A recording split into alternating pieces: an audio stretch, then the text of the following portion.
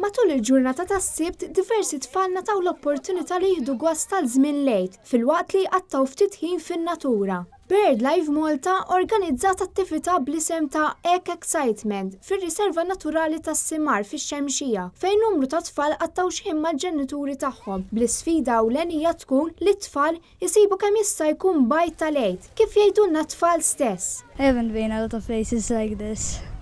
I like this place a lot. I found a lot of eggs and I like doing crafts as well.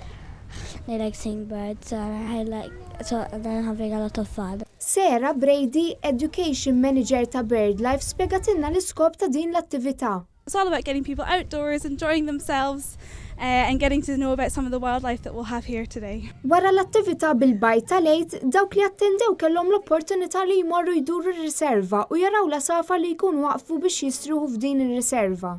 F'kull kamra li daru, in-nies ġew malma kif jiġu mħarsa la safar. Kif jgħidilna Mar Gawci, Nature Reserve Manager tal-BirdLife. L-iskop tal-BirdLife hija li niġbru il-familji u noħorġuhom il-barra biex japprezzaw in-natura. Għalhekk ħadna spunt mill-Easter, hawnhekk għandna 3 żoni differenti għal etajiet differenti, hawn tfal li ħajamlu Easter egg hunt ifittxu letteralment il-bajt tal-għid, u mbagħad jidħlu ġewwa riserva fejn ikunu jistgħu jgawdu naqra bird watching, jaraw la safar u jitalmu fuq il-pjanti li hemm fir-riserva, u hemm ukoll sezzjoni oħra fejn ħajamlu crafts relatati mal-festa tal-għid. F'żon oħra, it-tfal nataw karta fejn setgħu joqogħdu jpinġu fil-kwiet tar-riserva. Dan sar fi ġnien ta' Żebbuġ. Il-flus li nġabru minn din l-attività se jmorru biex tkompli tiġi mħarsa r-riserva naturali li tiftaħ għall pubbliku kull nhar ta' ħadd mill-10 ta' filgħodu sal-4 ta' wara nofsinhar.